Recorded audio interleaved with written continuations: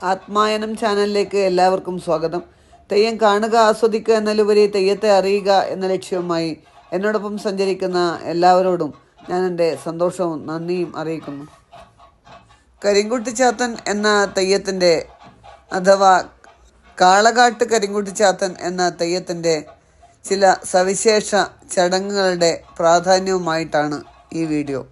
കുട്ടിച്ചാത്തനെ മുൻനിർത്തി പലവിധ പുരാവൃത്തങ്ങൾ നിലനിൽക്കുന്നുണ്ടെങ്കിലും കാളകാട്ട് കുട്ടിച്ചാത്തൻ എന്ന പേരിലാണ് ഏറ്റവും കൂടുതൽ തെയ്യം അറിയപ്പെടുന്നത്. വിഷ്ണുവിൻ്റെ അവതാരമായും ശിവപുത്രനായും ദ്രാവിഡ് ദേവതയായ നീലിയുടെ പുത്രനായും മറ്റും കുട്ടിച്ചാത്തന് ഒട്ടേറെ സങ്കല്പ വ്യത്യാസങ്ങളുണ്ട്, രൂപഭാവങ്ങളുണ്ട്. മലയ സമുദായമാണ് കുട്ടിച്ചാത്തനെ കെട്ടിയാടിച്ചു വരുന്നത്. ഇവരുടെ അഭിപ്രായത്തിൽ 10×400 കുട്ടിച്ചാത്തന്മാരുണ്ടെന്ന സങ്കല്പം. പൂക്കുട്ടി, കരിങ്കുട്ടി, ഉച്ചക്കുട്ടി, അന്തിക്കുട്ടി, രാക്കുട്ടി, തക്കുട്ടി, തീക്കുട്ടി, ശൈവക്കുട്ടി എന്നിങ്ങനെ പോകുന്നു കുട്ടിച്ചാത്തൻ്റെ വിഭാഗങ്ങൾ. അതുപോലെ തന്നെ കുട്ടിച്ചാത്തൻ്റെ ആരാധനയെ വളരെ ഭയഭക്തി ബഹുമാനത്തോടെയാണ് സമൂഹം നോക്കിക്കാണുന്നത്. കുട്ടിച്ചാത്തൻ്റെ സേവ പോലെ എന്ന ശൈലി തന്നെ സമൂഹത്തിൽ നിലവിലുണ്ട്. കൃത്യമായി ഉപാസിക്കുകയാണെങ്കിൽ വേഗത്തിൽ തന്നെ ഫലം കിട്ടുമത്രേ. എന്നാൽ ഉപാസനയിൽ വല്ല വിധത്തിലും ലോപം സംഭവിച്ചാൽ ഉപാസകനെ നശിപ്പിച്ചു കളയും എന്നാണ് കുട്ടിച്ചാത്തനെ മുൻനിർത്തിയുള്ള സമൂഹത്തിൻ്റെ വിശ്വാസം. അതുകൊണ്ട് തന്നെ ആയിരിക്കണം പ്രത്യേക ലക്ഷ്യത്തോടെ ഉപാസിക്കുന്ന മന്ത്രവാദി കുടുംബങ്ങളും ഏതാനും സ്ഥാനങ്ങൾ മാത്രമാണ് കുട്ടിച്ചാത്തൻ്റെ ഉപാസനാ കേന്ദ്രങ്ങൾ.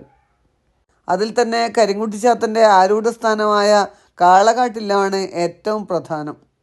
ഇങ്ങനെ പുരാവൃത്തത്തിലും സങ്കല്പത്തിലും വ്യത്യാസം നിലനിൽക്കുന്നത് പോലെ തന്നെ ചടങ്ങിലും കുട്ടിച്ചാത്തനെ മുൻനിർത്തിയുള്ള ചടങ്ങിലും ഒരുപാട് വ്യത്യാസങ്ങൾ കാണാൻ സാധിക്കും.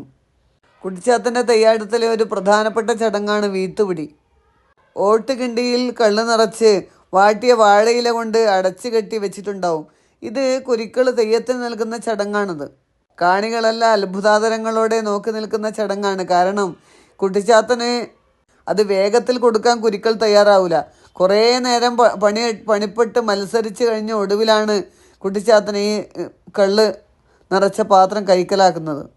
അത് നേടിയെടുത്തു കഴിഞ്ഞാലോ അത് ഒറ്റ വലിക്ക് എല്ലാം വലിച്ചു കുടിക്കുന്നതായി നടിക്കുകയും ചെയ്യും.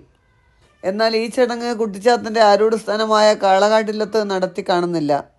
ഇവിടെ പുരാവൃത്തത്തിൽ പറയുന്നത് പോലെ ബ്രാഹ്മണ ബാലനായിട്ട് തന്നെയാണ് തെയ്യക്കളത്തിൽ അവതരിപ്പിക്കുന്നത്. ബ്രാഹ്മണ്യത്തിൻ്റെ അടയാളമായ പൂണുനൂലണിയുകയും തെയ്യാട്ടത്തിനിടയിൽ തന്നെ ബ്രാഹ്മണൻ അനുഷ്ഠിക്കുന്ന നിത്യകർമ്മങ്ങൾ നടത്തുകയും ചെയ്യും. കുട്ടിച്ചാത്തൻ്റെ ആദ്യ കലാശത്തിന് ശേഷം ഇല്ലത്തിന് മുൻവശത്തുള്ള നീർച്ചാലിൽ പോയി കാല് കഴുകി ആചമനം നടത്തുകയും സൂര്യനെ വന്ദിക്കുകയും ചെയ്യുന്നതൊക്കെ പതിവാണ്. ഈ ചടങ്ങാകട്ടെ കുട്ടിച്ചാത്തനെ കെട്ടിയടിക്കുന്ന മറ്റു സ്ഥലങ്ങളിലൊന്നും നടത്തി കാണുന്നില്ല. അതുപോലെ തന്നെ കുട്ടിച്ചാത്തൻ്റെ ശക്തി കേന്ദ്രങ്ങളിലൊന്നായ ചാലോറ തറവാട് എന്ന് പറയുന്ന തറവാടുണ്ട്. അവിടെ വീത്തുപിടിയോടനുബന്ധിച്ചിട്ട് ചാന്തുപിടുത്തം എന്നൊരു ചടങ്ങുണ്ട്. കലാശം കഴിഞ്ഞ് മുടിയും ഒടയും അഴിച്ചു വെച്ചതിന് ശേഷം ദേഹമാസകലം ചാന്തണിയുന്ന ഒരു പ്രത്യേക ചടങ്ങാണത്. ഞാൻ പറഞ്ഞു വരുന്നത് മറ്റൊന്നുമല്ല, ഒരു തെയ്യത്തിൻ്റെ തന്നെ എത്ര വകഭേദങ്ങളാണ് തെയ്യക്കളത്തിൽ അരങ്ങേറുന്നത്. തെയ്യത്തെക്കുറിച്ച് പഠിക്കാൻ തീരുമാനിക്കുന്ന ഒരാൾക്ക് ഒരു തെയ്യം എടുത്താൽ തന്നെ ഇഷ്ടംപോലെ അറിവുകൾ അതിൽ നിന്ന് തന്നെ സമാഹരിക്കാനുണ്ട്. പുരാവൃത്തത്തിലുള്ള വ്യത്യാസം ഒരു തരത്തിൽ, സങ്കല്പ വ്യത്യാസത്തിൽ വ്യത്യസ്ത രൂപഭാവങ്ങളിൽ അത് മറ്റൊരു വിധത്തിൽ, ഓരോ സ്ഥലത്തുമുള്ള പ്രത്യേകമായ ചടങ്ങുകൾ അത് വേറൊരു വിധം, അതുപോലെ തന്നെ പ്രത്യേക സ്ഥാനങ്ങൾ പ്രത്യേകമായ ചടങ്ങുകൾ, ഓരോ ദേശത്തിലും അതായത് ഓരോ നാട്ടിലുമുള്ള ചടങ്ങുകളുടെ വ്യത്യസ്തത അത് അങ്ങനെ ഒരു വിധം. ഇങ്ങനെ നോക്കുമ്പോൾ ഒരു തെയ്യത്തിൻ്റെ തന്നെ അതിനെ മുൻനിർത്തിയിട്ടുള്ള അറിവുകൾ തന്നെ എത്രയോ അധികം വരും. തെയ്യത്തിൻ്റെ ചടങ്ങുകളിൽ വരുന്ന കാലികമായ മാറ്റം അതും പ്രത്യേകം ശ്രദ്ധേയമാണ്. അണിയലങ്ങളുടെ നിർമ്മാണത്തിന് ഉപയോഗിക്കുന്ന സാധന സാമഗ്രികളിൽ, അതുപോലെ തന്നെ തെയ്യാട്ടത്തിൻ്റെ സമയക്രമങ്ങൾ, തെയ്യം ജനങ്ങളുമായി ഇടപഴകുന്നതിൽ വന്നിട്ടുള്ള ചെറുതും വലുതുമായ മാറ്റങ്ങൾ, ഇങ്ങനെ നമ്മൾ അറിഞ്ഞും അറിയാതെയും നിയമത്തിന് ഉള്ളിൽ നിന്നുകൊണ്ടും പുറത്തു നിന്നുകൊണ്ടും ഒക്കെ നമ്മൾ അറിയാതെ ഒരുപാട് മാറ്റങ്ങൾ ഈ മേഖലയിൽ വന്നിട്ടുണ്ട്. അതും അതുപോലെ തന്നെ പഠനവിധേയമാക്കേണ്ട വിഷയമാണ്. ഇങ്ങനെ ആചാരാനുഷ്ഠാനങ്ങളുടെ സമ്പന്നതയിൽ കേരളത്തിന് ഏറ്റവും അഭിമാനിക്കാൻ പറ്റുന്ന ഒരു മേഖല തന്നെയാണ് തെയ്യാട്ടം.